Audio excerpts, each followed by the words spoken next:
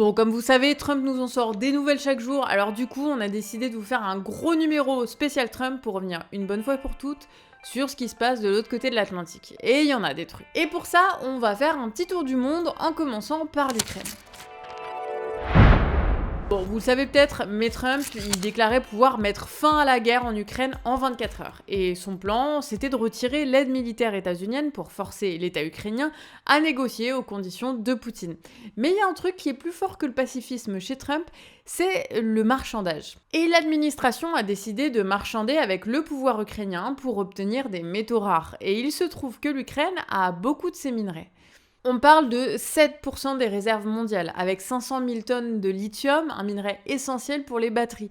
Mais l'industrie ukrainienne, c'est aussi la 5e productrice de gallium, qui sert pour les puces et les semi-conducteurs. Et ils ont aussi le titane, qui est essentiel pour l'industrie aérospatiale. Voilà, donc en gros, tout ce dont a besoin Elon Musk pour faire rouler ses bagnoles, faire décoller ses fusées et construire ses data centers. Et d'ailleurs, on retrouve ces minerais critiques partout dans le sol du Groenland.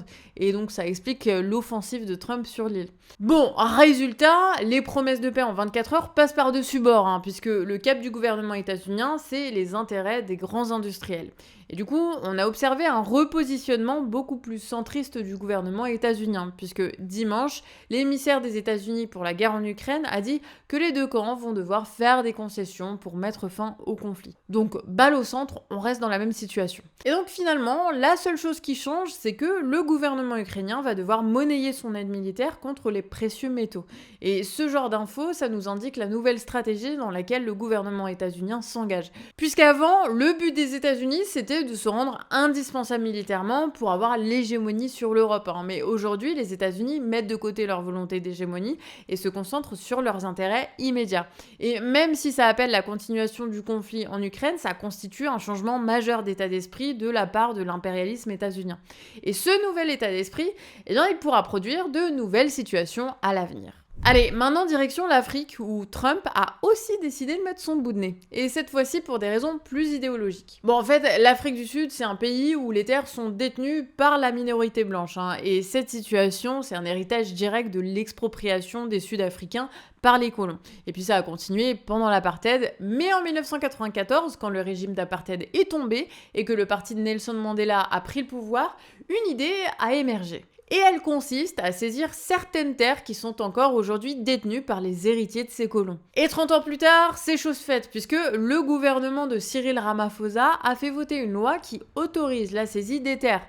Et ces terres, si elles sont inutilisées ou laissées à l'abandon, elles pourront être saisies sans contrepartie. Bon, malgré tout, la loi, elle oblige le gouvernement à chercher un accord avec les propriétaires avant d'en arriver là. Mais bon, Trump, cette loi, elle lui a pas plu du tout, et il a donc menacé de couper tous les financements, soit 440 millions. Sauf que cette fois-ci, le gouvernement états-unien a pas réussi son coup de pression, puisque le président a déclaré que, à part le programme de lutte contre le VIH, il n'y a pas de financement important. Mais le ministre des Ressources en minerais a carrément dit à Trump, si t'arrêtes les financements, on arrête de te fournir des minerais en fait. Et oui, les fameux minerais dont on parlait, les minerais qui font tourner les industries états-uniennes. Mais le pire là-dedans, c'est que l'État sud-africain, en fait, s'en fout, parce que Trump a déjà suspendu l'aide internationale depuis son investiture. Donc, résultat, il a déjà coupé son moyen de pression. Donc, Trump peut pas jouer la même partition que les dirigeants états-uniens qui l'ont précédé.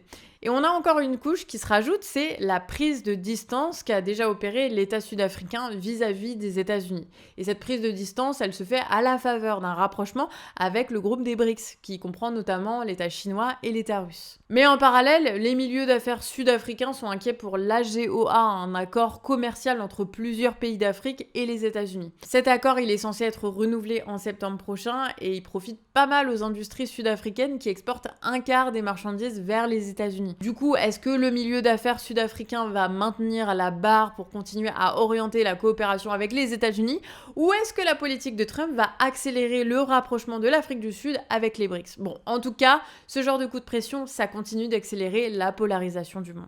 Bon, maintenant il faut qu'on regarde du côté de Wall Street, puisque ce temple du capitaliste états-unien vient de mettre un coup de pression mais monumental à Donald Trump. Et pour vous expliquer, il faut revenir à lundi matin.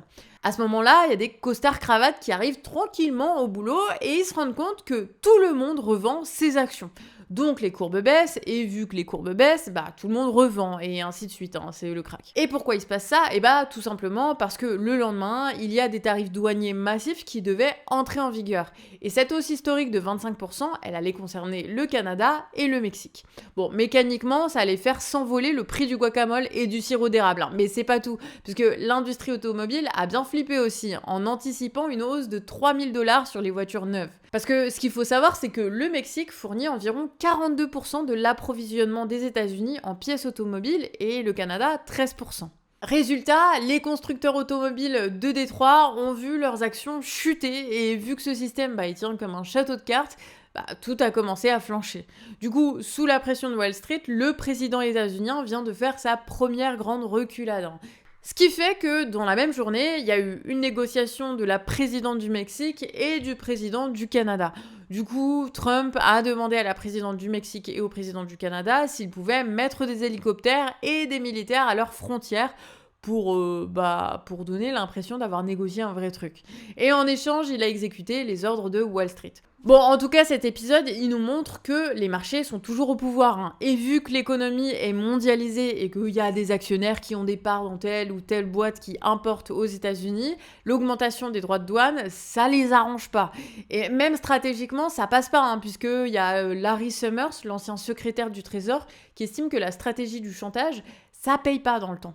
Parce qu'on l'a vu avec l'Afrique du Sud, ça ouvre la porte à l'État chinois pour nouer des alliances avec les pays sanctionnés. Donc on a à la fois les milieux économiques mais aussi les milieux diplomatiques qui foutent la pression pour que les États-Unis gardent le cap qu'ils ont toujours eu.